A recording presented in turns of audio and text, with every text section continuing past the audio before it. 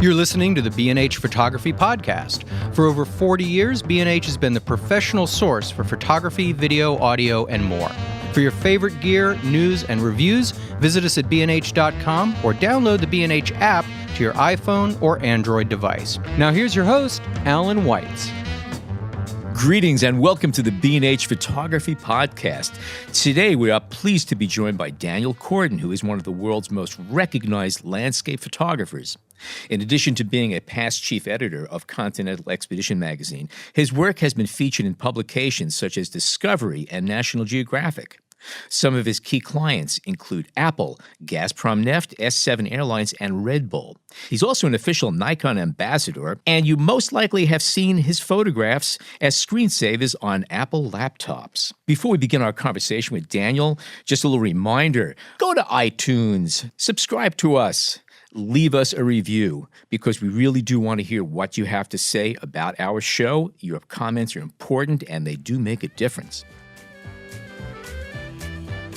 Before we begin our conversation with Daniel, let's give you Al's Gearhead Pick of the Week. Something that struck me this week is a Nisi black hole, okay? This is a 4 by 5.65 inch, 20-stop, 100 millimeter neutral density glass filter. So if you have to make water blur forever, or if you want... It's good. Okay, yeah, let's keep that one. I want water to blow forever. If you don't want water to look like it's been flowing forever, just pure cream, or if you want to be able to stare directly into a nuclear blast, or more realistically, when a 20 you cannot stare in nuclear blast. A good example of when you might want to have a 20-stop neutral density filter is, say you're shooting cityscapes, and you don't want to have cars and people to be very, very clear. Anything that is moving will just be gone, because 20 stops of neutral density is a lot of density and a lot of time. And again, anything that's moving will just disappear. So it's one way of getting people in cars off streets, even on busy days. So there you have it. On with the interview. That's a new product from them? That is a new product. And Nisi is the company? Nisi, N-I-S-I. Okay. And it's called the Black Hole. Well, that might be good for this conversation coming up too, because, there's a need, or at least in Daniel's work, he does a lot of creamy water flows. And yep. And I'm sure he's going to be mentioning neutral density as filters that he's been using. So we'll have to mention this stuff. How much is that running for? It'll set you back a cool $199.99. Wow. Tain't cheap, but it does something very special. And is that a round? Is that a square? No, it's a square. It is a 4 by 5.65. It's a 100 millimeter filter. Mm-hmm. Cool. There you have it. Gearhead Al. Anyway, on with our interview with Daniel Kordan. So Daniel, welcome to the B&H Photography Podcast. It's terrific to have you as a guest today. It's wonderful. Nice to meet you. Ditto. According to your bio, you've been an outdoor person from the time you've been real young. At this point in time, what drives you more? Is it the photography driving you, or is it the opportunity to go out and explore nature and be where you want to be? Well, I believe, first of all, I'm an explorer and traveler, because it's all started from travel and from exploring. Actually started for me from our travel university club, from mountaineering club. And then continued to photography. Okay, so, yeah. Yeah, first of all, for me, it's exploring. And right now, I prefer to travel to places unknown and to places needed to be explored. Well, actually, our world, it's mapped everywhere. But in terms of photography, there are still lots of white spaces left, and I prefer to focus on these white spaces. So first of all, it's the kind of exploration thing for me. And photography, it's like a motivation instrument, like a motivation process for me to travel more, to explore more, and to meet amazing people on the way. What was the connection between studying painting when you were younger and photography? Do you credit your painting experience for photography? Did you discover photography because of your artistic background? Well, I believe what was given to a kid in his early childhood, it somehow reflects on his whole life. And I spent maybe 6 or 7 years in the painting school. Then I was studying physics. So it's kind of something in between technical stuff and something between arts. And I think photography fits this very well. Interesting. Yeah, I'd say Interesting. so. Yeah. That's a good- Yeah. Can I jump back to your previous comment? Do you have a list, at least in your head, of places that need to be photographed more, or places that you want to go next? Well, I didn't explore Asia too much so far in terms of landscape. I've been maybe only to Japan as Asian country, but still I admire Asian culture and Asian landscapes seen from pictures, and it's a good inspiration for me. And in the future, I think I'll spend lots of time in Asia. You go to some places that are pretty remote, and I imagine some of them are not terribly explored. How do you prepare for that? When you get where you're going, do you have the urge to just start shooting, or do you kind of control yourself and check things out and plan things? Well, I think the first task for photographer is to catch the impression. So first of all, of course, I'm like explorer, and the schedule means lots for me, the travel schedule, expedition schedule. But we always try to catch the moment. But still, it shouldn't cross with our travel schedule. Now, also, something else, you're talking about seeing something that is spectacular. And I imagine you see a lot of things that are truly spectacular in the places that you're going to, in the environments. And a lot of your images are also, there's a lot of post-production that goes on in there. When you see these amazing things, are you already thinking about what you're going to be doing with it after the fact, post-capture, as far as processing?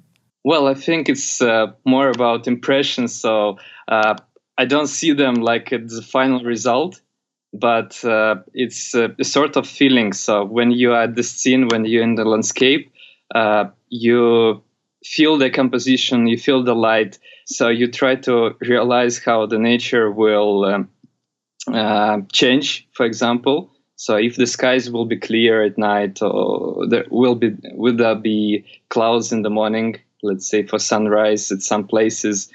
And the same for compositions, the same for travel planning. It's more about feeling the nature. So I try to feel and touch the nature. Did you ever take photographs that once you got them and you opened up the files after the fact, you said, I don't have to do any post-processing here? Or, and obviously, it's going to be a little bit of cleaning up for all images, but do you have pictures that you say, no, I really don't have to push this one very far. I don't have to play. I don't have to push it creatively. Well, the camera it's not the ideal instrument.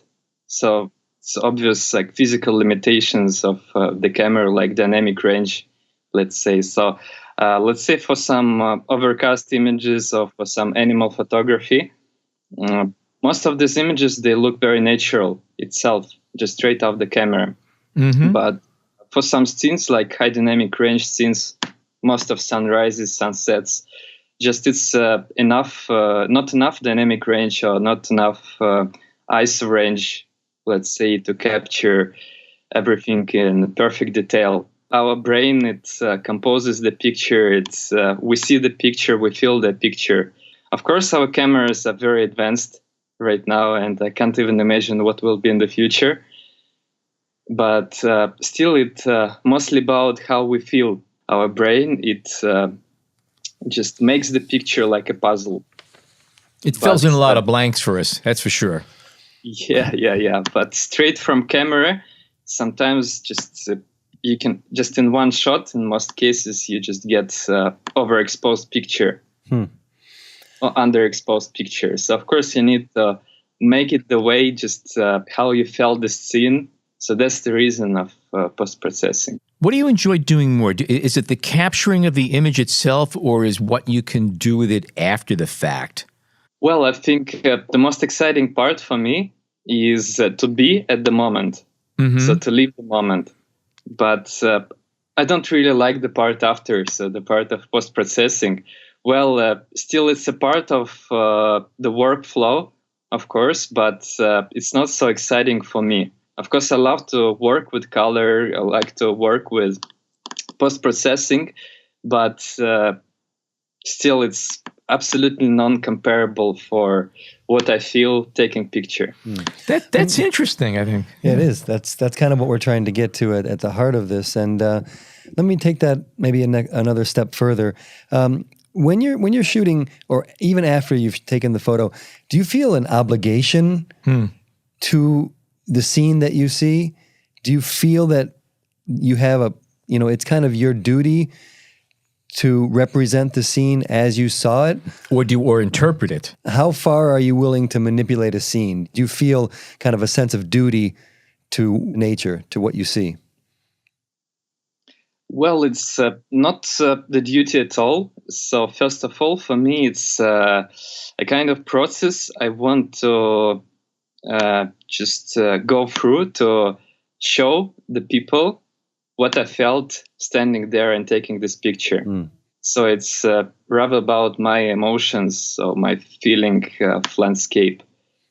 So it's like a story, like a haiku, maybe. Right. So there are some words you need to get together Right. in a sentence. That's interesting. So That's it. That's an interesting metaphor. Yeah. So kind of a transfer of the emotions from what you're seeing to the viewer, and whatever tool necessary, you're okay using it. Well, I think not every tool here is useful. So we approached the main question. The main question about the border between what is allowed in photography and what's not allowed. And so here, I think it's like in sports. So it's more about sports and photography. Yeah. Okay, so let me hear. I'm curious, especially after what we've been hearing in the news about. What we want to know is, are you on steroids when you're out there taking pictures? So I think it's more about some, I don't know how to explain it, but maybe some guidelines in photography, or maybe about general rules. The border, for me, when we cross the border, we come to some manipulations, like let's say we can use another sky, or we can just Photoshop Milky Way in some picture. So for me, it's not acceptable at all. Okay. Where do you draw that line between an image that's manipulated and one that's merely edited? Well, I compose images, but only limited it by HDR. And what I'm intend to say that I'm not manipulating the Earth elements. So I'm not creating a composite image. The line is where you start to just combine, let's say, different elements of Earth. So you combine some sky from another image to a particular image, or let's say you add some mountains or some objects, so something significant. So if you add some major objects to one to another. So it's a kind of manipulation, but I'm not against it. So I know lots of artists that combine the images and they create amazing stuff. So very inspiring stuff. But it's not about nature photography. So when you see the image, you feel something different. So you feel that it's like the other reality. So it's not Earth. So it's not our planet. It's become an illustration more than anything else. Now it's a photo illustration. It's no longer just a photograph. I think so, because it's about, first of all, it's about honesty of photographer. But still, the main fact for me that it's these are things that needed to be clearly distinguished, and you feel absolutely different about some arts, for example, and about photography. Right. So it's like two different worlds. Yeah. In most cases, when someone creates composite very close to nature, let's say just manipulate the sky, the image will look quite artificial. If someone is talented enough to create an image that is manipulated but doesn't look manipulated, does that fall within the boundaries of what is acceptable for you? Personally, I prefer to fight for these images. So for me, it's like a big challenge to capture beautiful conditions of nature. And I absolutely don't mind if someone manipulate images. Just I prefer that all photographers, like the community, it will be honest to each other. I see. Can we then kind of walk us through a little bit of your workflow? And I guess when I want to start with when you're out in the field, and let's say, for example, you've come across a scene that you know you want to photograph, but the light is not right. Do you give yourself the time or another day to come back? Do you plan it to get the light that you know that you want? If I'm exploring some places like Greenland or Antarctica, of course, I don't know any of these places. And sometimes I just can find some amazing location in the daytime and I cannot return there. So I'm planning to return there next trip or just next years. But for many places, like, let's say, Tuscany or Lofoten Islands, the places I return basically each year. Mm-hmm. So I know every location, like every stone, maybe everyone very well there at these places. And I plan some shots there. So you're absolutely right. And sometimes I'd like to see some northern lights. I'd like to see some ice in particular locations. I really plan and imagine these shots, and every time I return, I try to just make them alive. So both scenarios are good. And some of the pleasure, do you find the pleasure in what we call in the chase? You know, in finding the image, or maybe not finding the image and knowing that you'll go back the next time and get it? Or are you someone who gets very frustrated when you can't get that photo? Well, I think in photography, the most exciting process for me is to hunt for a shot. So, and it's very, very process that requires lots of patience from photographers. So it's like Tao, the way. So I admire the way. And do you I'm sorry, do you need to be alone, or do you prefer to be alone when you're doing that? Yeah, I was going to ask you that too, if you go out by yourself, because and the reason I was going to ask is that in many of your photographs, you have a person in it, which is very effective. It gives that human aspect to it, and also a sense of scale. So that's what I was curious about too. Do you travel with a prop person? Yeah, I always carry it in my luggage. Well, to be serious, I usually travel with groups. So all of my expeditions, my journeys, they made as tours. And it's not all about the business, the money. Of course, it's first of all, it's about the travel itself. Because sometimes I've just got angry on my groups, because sometimes they can be very annoying, like 12 people asking still the same questions every day. So, and then I decide just next time I will go alone somewhere. And maybe on the second or the third day, I realize that I miss my groups. So I really miss some company, some people around. It's a love-hate relationship. Oh, yeah, because it's also concerned, linked with the previous question. So the question about hunting for photos. Because let's say it's the mentioned Lofoten Islands or Iceland, we can spend, like, let's say, a week under the rain. So it's some locations it may be raining for days. And that's when you find out how good a photographer you are. When the sun's not shining and the skies are not blue and things are going against you, that's when you find out how good you really are. That's where the challenge is. That's my take on it. Absolutely right. But when you're stuck in the farmer's house for 5 days, it's no blizzard. How did you come to going out with groups? Were you approached, or was this an idea that you had saying, I like traveling, I might as well make some money on this whole thing and take people with me? How did it all come about? Well, it's also about the previous scene with the farmer. Because when you're stuck somewhere, for example, you start feeling that you need to do something useful in the life. And for me, this useful is to teach people also. Aha. So it's double hit.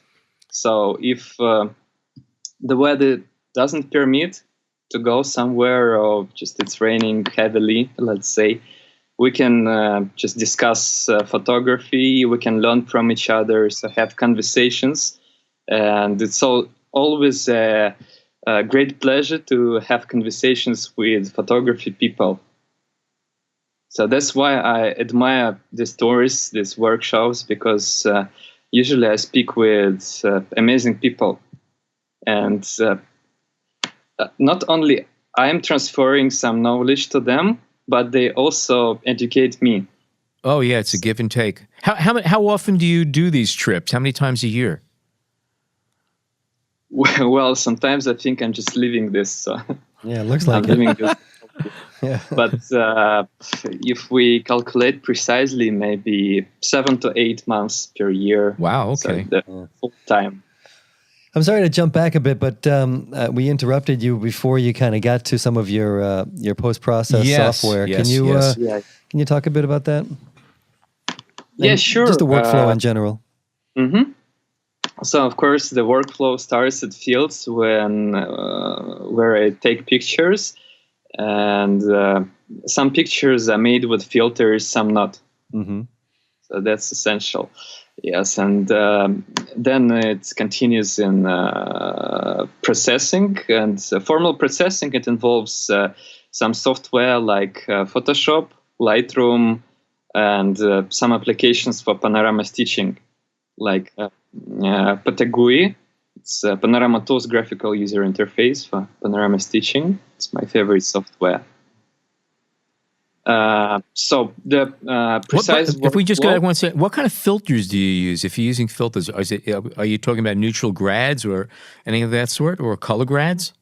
What kind of filters would you be doing? So it's natural density gradiated filters. It's natural density filters themselves.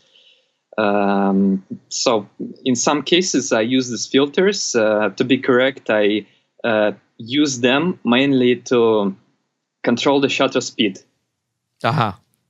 Uh-huh. So it's not about some dramatic feeling of the image. Sometimes, when it's simple overcast scene, you can use the filter just to increase some drama, or you can use Lightroom filter.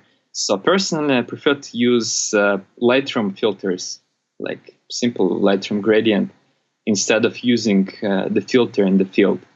So it gives the same result for overcast image. But let's say if in this overcast image there is some movement, like movement of clouds or movement of waves, obviously you need to control the shutter speed to make some beautiful lines of waves or beautiful lines of sky. So for this reason, I use filters. Mm-hmm. Okay. And there is another reason. For example, if I'm with a group, so there are lots of people that are really scared of taking pictures in overcast weather. So they get used to sunrises, sunsets, and they really need to learn how to make impressive picture in the bad weather. Yeah, So- as a teacher of mine once taught, and it's a great lesson. Once you know your limitations, everything else is possible. That's what you have to go in those cases. The sun's not Yeah. there. Here's what we got. Let's use it. Let's make it work. Yeah. So some people just sit in the car, and then I just come and show this image with filters, and they, oh my God, I need to take the same picture, and they run Wow. to the field under the rain to make the same picture. Can I ask? I don't want to get down this path too much, but does that really happen? I mean, people on a tour with you will just sit it out. They'll sit in the car, and then they'll see what you do, and they'll run out and try to copy that. No, just of course, for most cases, people are crazy about pictures that Yeah. are coming with me. So photographers, they're like kids. Yeah. So just you show them the subject, you show them some toys to play with, and it's impossible to get them out of the field. Yeah, I would think so. Can you speak a bit about how you use Photoshop and and where you use Lightroom? Like at what point do you jump over to Photoshop, and are you seeing a change in that over the years where you'll do more work in Lightroom now than you used to? Is there anything that you can speak on that subject? Yeah, I think Lightroom developed a lot past years, and for example, for panorama photography, first of all, I try to stitch images in Lightroom, or it has also very useful HDR feature, so it allows to stitch HDR, and in most cases it works very well right now. So it helps a lot. It's quite fast and very efficient, and the result has very good quality. But still, I use Photoshop. So I use Photoshop for like some precise masking or some color correction. So it's Lightroom is about creating. It's like a painting, yeah. So you start from some rough composition, some rough colors, just spreading colors on the canvas. But then you continue to some fine details. So Photoshop for me serves to work on these fine details. We hope you're enjoying this edition of the B&H Photography Podcast. Send us a tweet at BH Photo Video, #BH Photo Podcast. So you just came back from a trip to Antarctica. And can you speak a bit about preparing for that, specifically for the time for shooting in cold weather?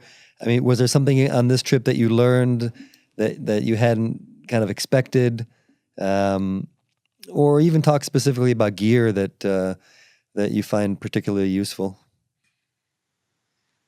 Well, I think the most complicated task here for me to organize the trip itself. Because it was quite tough expedition. It wasn't only Antarctica, because we started from St. Petersburg on the yacht. Okay. And first of all, we visited all Arctic regions like Svalbard, Greenland. And then on the same yacht, our crew made the road to Antarctica. So it's a two poles expedition. Wow. So to arrange this, of course, it was quite tough to just find money to arrange all these tours, to get people on these tours. It's a separate and very complicated task. I see. Technically speaking, when you're photographing in the cold, there's a lot of things going against you. What are some of the preparations that you do and precautions that you take? How do you prepare for that? Because cameras don't always like these environments. Well, you're correct, but let's say for Antarctica, many people think that it's like really cold, frozen world, but still we even swim there in Antarctica. It was quite comfortable trip in terms of temperatures, but... when you say comfortable, define comfortable. How cold was it? Well, 0 to 10 degrees Celsius sometimes. Swimming weather. Okay, all right. Simple swimming weather. So sometimes it was snowing, but still it's these temperatures, they're good for cameras, so it's not problem, absolutely. But let's say in 1 week I'm going to Baker Lake to Siberia, and right now it's -30, -35 Celsius. Okay, so what do you do if you're going out in -30 degrees Celsius? How are you preparing? What are you doing to your equipment? What's your prep to make sure that everything is going to work when you're out there? So actually, for most cameras, these temperatures are fine too. The problem might be with batteries. So first of all, the battery is involved. And just the main tip here is to heat your batteries. So just take them out, place them in some pocket, or personally, I have a pocket in my glove. So I place them in the glove and heat my batteries. The other problem might be with frozen lenses. So let's say if it is a bit humid, lenses might be frozen. So here the tip is to use like heater plasters, like hand or feet heater. Right. Mm-hmm. Like hand warmer, or I don't know how you call them. The hand warmer. Yeah. So you can place them just behind the cap, and you can defrost the lens. And I imagine you have to be very careful bringing your gear between outdoors and indoors because the equipment will start to sweat and then freeze, and it could take you a half hour to get everything dried off and clean before you can go back out again. You're absolutely right. So usually I bring with me some plastic bag or some bag that, let's say, rafters use, some waterproof bag.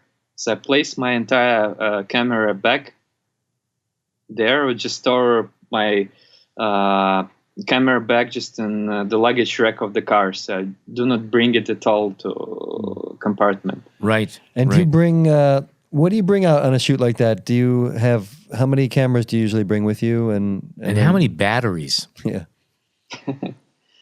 Well, it depends. Usually I have 4 to 5 batteries, but usually the number of batteries depends on the expedition itself. So sometimes we had some wild expeditions in Russia that lasts for 3 or 4 weeks, just absolutely with no socket. So there you just, it's not about the battery, but about how many shots you allow yourself to take. Ooh, yeah. Yeah. So in most cases, I do not limit myself in taking pictures. I shoot a lot, so just thousands of pictures. But the most important thing that I select them very precisely. Mm-hmm. You shoot selectively. Is that what you say? Yeah, okay. So I select just a few. But when I'm with these limitations, like let's say 3 months in fields with no socket around, I just shoot very precisely. So I'm not taking just pictures of everything and not duplicating pictures. It's like one shot. It's true conservation is what you're talking about. And when you found that one shot that you're going to go after, can you then explain how you bracket or how you, can you just explain your process at that point? Well, actually, it depends also on the situation. So, of course, I prefer not to take just, let's say, spare brackets. Mm-hmm. So if it doesn't, the situation just doesn't need it, I prefer not to take more shots. For example, at sunset, sunrises, sometimes if time allow, I prefer to use the same stated filters and just make the picture just in one shot. Mm-hmm. It's not only about like making it in one shot. It's maybe it's not a challenge for me at all. But I understand that most of competitions, for example, lots of competitions, let's say, they do not allow HDR shots, so they do not allow merging. Mm-hmm. And here at this point, it's very useful to make everything in one shot. The other thing, again, is to just inspire people around. So again, I use filters. I show them the just impressive picture, and they start to work better. Mm-hmm. All right. What kind of backup do you do on these trips? Because you're going through a lot of time, expense, and effort to get photographs that you may not ever be able to get again. Do you back up all the stuff that you shoot at the end of the day in any manner, or what's your workflow in that sense? Well, yes, of course. When I'm in the fields and it's possible to have a socket around, so I just use my laptop and external hard disk drive to copy images. I prefer to store them in 2 places. So every time to store them in 2 places. Right. But in some hard, tough expeditions, when it's not possible, like in mountains, I just store them on one card. And so far, for like 12 years of photography, I never lost an image. Shh! Don't say that. Don't say that. I'm not scared about losing images. Of course, it's like very precious, but so far so good. Yeah, life goes on. Yes, so far so good. And as I said before, the most important thing for me is the way. Mm-hmm. So do you have 2 cards in when you shoot, and one is backing up the other, or do you use it for overflow, or you just have the one card? No, just one card and one raw file. Okay. All right, but I prefer to copy them just in the end of the day. Still, I prefer to copy them on external hard disk drive. Right. So I have from your website anyway a list of the gear that you use, and is it up to date? Are you still using the D800, D810 as your primary cameras? Well, right now I use 3 cameras. So it's D810, D810A, it's for astrophotography, and the third one is D500. I use D500 for video. And when will you use the D500 compared to the other two? Well, it's solo for time lapses and for filming. Okay. Because it's quite brand new camera from Nikon, and it allows to shoot in 4K. Right. So you're doing a good deal of video.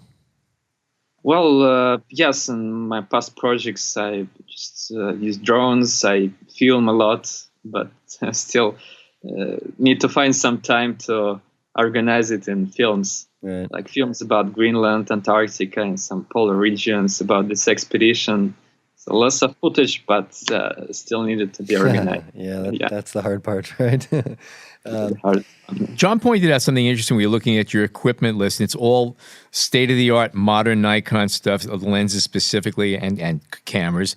But you have the 80 to 200 f2.8 zoom lens, which hasn't been made in many, many years. Is that a typo, or is this a lens that you just fell in love with and you're never giving up?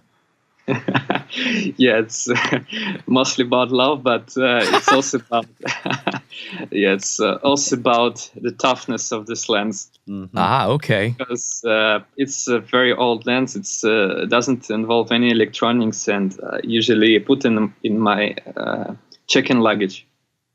Okay. So I don't carry it on because it's quite heavy, but still it's almost with me, and I'm forced to put it in my just checked-in luggage. And I doubt that the new lens it will survive all these airport transfers and all these expeditions. Well, it might survive, but still. Well, I'll tell you, we have the latest version here in our office, and if you invite me along, I'll take it along, and we could see how it holds up, just out of curiosity. Okay, just make sure that this expedition will be somewhere in the middle of Russia. Okay, that works for me. My passport's valid. I'll go. Okay. So what lens do you always have on your camera? Let's say when you're, or do you carry a camera when you're walking around or going to the shop? Or not? Well, I'm not sleeping with my lens. No. All right. The lenses always depends on the task, of course. So if it's landscape, of course it's wide angle. It's 14-24. If it's more about some travel photography or mid-range, I prefer 24-70. Now, you have a 14-2.8 and a 14-24 2.8, which are both amazingly wonderful lenses. I've used them both. Why would you carry... Now, I imagine weight and bulk is a big issue when you're traveling. Why would you carry both the 14-2.8 and the 14-24 2.8, which are both large, heavy lenses and take up a lot of space? Why not just settle for, say, the 14-24 or just the 14?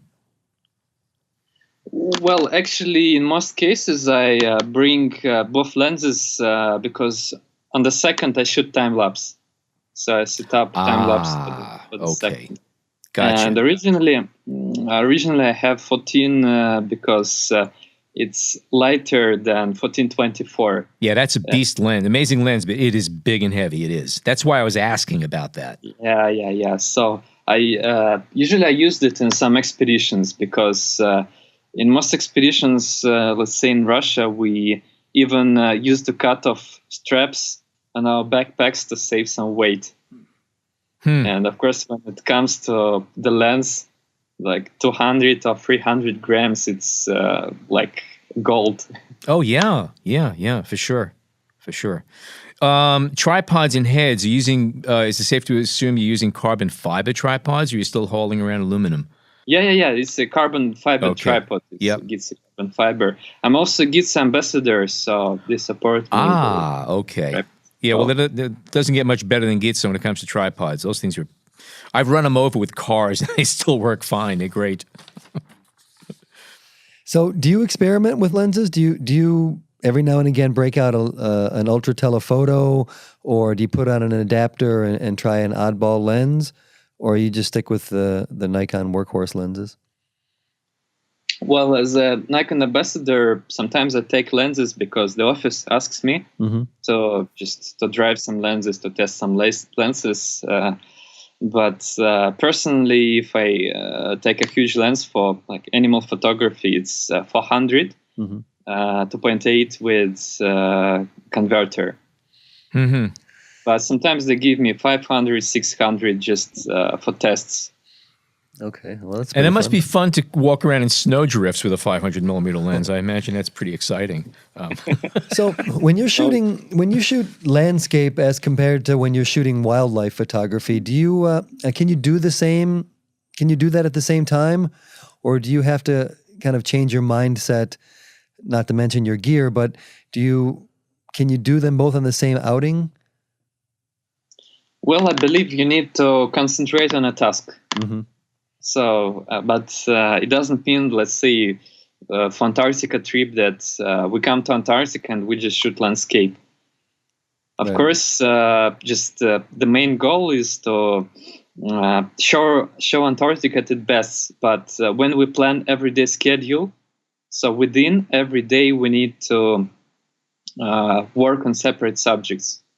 So if we work today on animals, we need to concentrate today on animals and just work it out completely. Just full day working with animal photography, looking for whales, for like some seals, penguins. But if we're working on landscape, the sunrises, sunset, we try to find the best location. Even in the daytime, we scout for best location. So it's all about the task. Right, that makes sense. So let me ask you a question about touring and leading expeditions. And as I'm sure you know, the idea of a photographer on assignment is something that is kind of fading in the past. And you see many photographers who are earning their living from leading tours and expeditions. Is that something that you miss or would like to do? Kind of being an assignment photographer?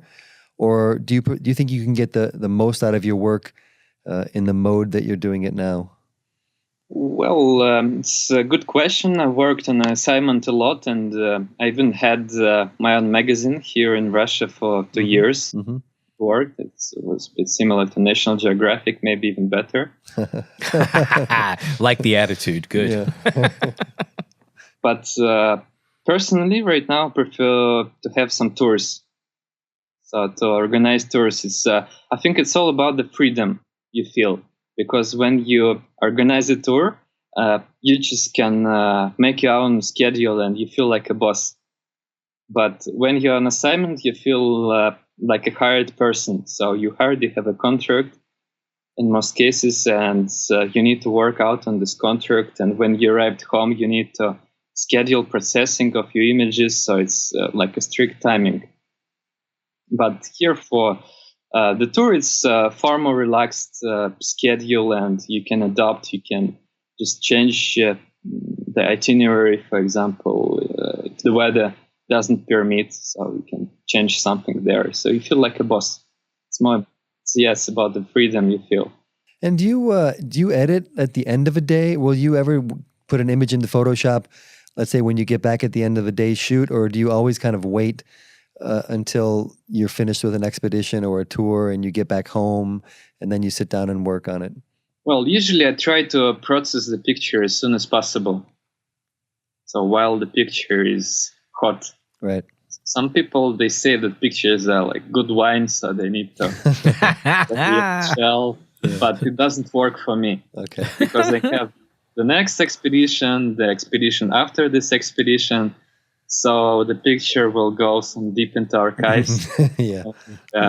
Personally, I prefer to recall what I felt in the scene. So as we talked about this already, it's more about the the feel of landscape that I want to show. I want to pass to the people around. And just if the time passes, I start to forget this feeling. There was a nice story about this. For example, when I had a workshop in Iceland.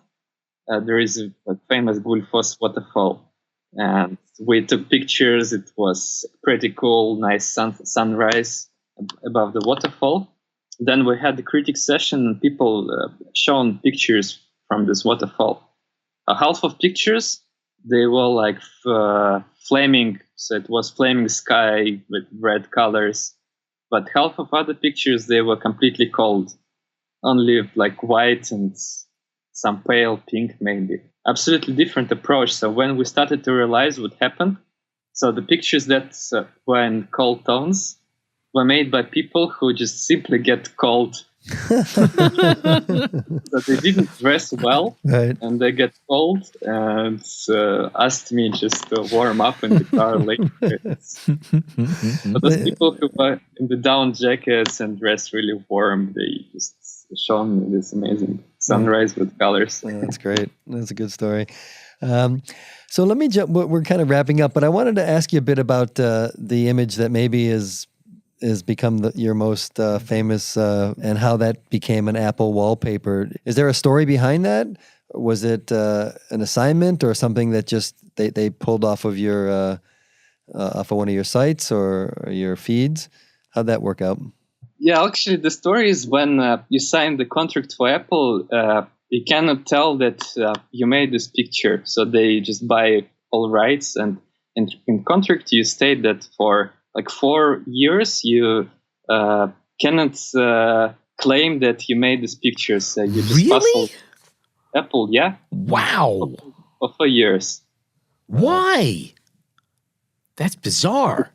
Because it's Apple. And I think it's quite fair if you remember this famous Windows picture.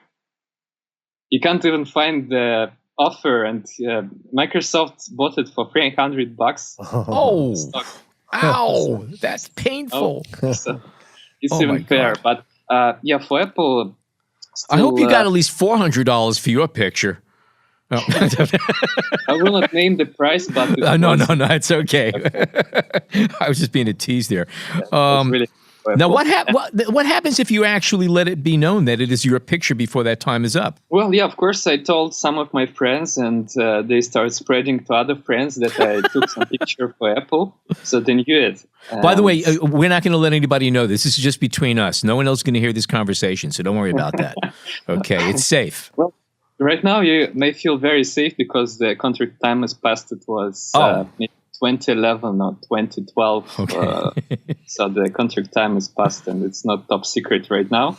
So I took the picture of Lofoten Islands, and at Lofoten Islands. So it's like it's picture with sharp mountains, Okay. with some lights. It's Lofoten Islands. So Okay. it's a very recognizable picture. Right. Actually, I see it everywhere. Apple wallpapers and all the stores, so they still use it. But again, it was just something that they had found on 500px or your website, and or something you had shot specifically for them. Did Well, you I find think them or they found you? That's really the question. They found me. Ah, nice. Yes.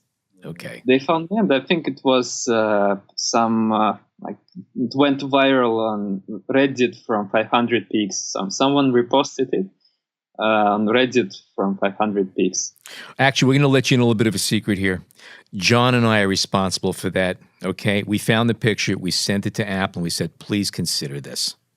Okay. And they Wow. paid us a lot of money, but they said, we can't admit this for another 6 years. But today, the debt is up today. So we're telling you. So you could thank us. What's your commission? What's your commission for the next one? We'll talk off air. Don't worry about that. Okay, What is the most awe-inspiring place you have been to? Because you've been to a lot of places that most people will never see. What place leaves you just in total awe? Well, I believe there are lots of places that left me in awe. And the most exciting place is Greenland. Aha. So Greenland was absolutely crazy because it hosts icebergs, fjords, mountains, northern lights. So everything in one place. When you take out your tours, is it safe to assume that you only go to places where you have already been so that you have some familiarity? Or do you take tour groups to places where we don't know what we're going to find? Well, here I try to clearly separate tours, expeditions, and workshops. So I created this like a simple definitions here. For example, in workshops, travel in places I know very well. Let's say it's like Tuscany, it's Lofoten Islands mentioned, and I know everything there. So, and I concentrate on teaching people these places. So I feel more like a teacher. Yeah. But then I have tours. So in tours, sometimes I travel to the same places I've been, but the schedule is more flexible. So we do not have just one base. We travel from one point to another and just work as photographers, just shoulder to shoulder. And then we have expeditions. So in expedition, we just explore new places. So just clearly state people what they just expect, what they need to expect from the trip. Mm-hmm. I don't know. Do you think maybe in 5 years you'll be shooting only portraits, or do you think your photography is going to take any radical changes? Well, I'd rather say that, first of all, for me, it's a part of my life.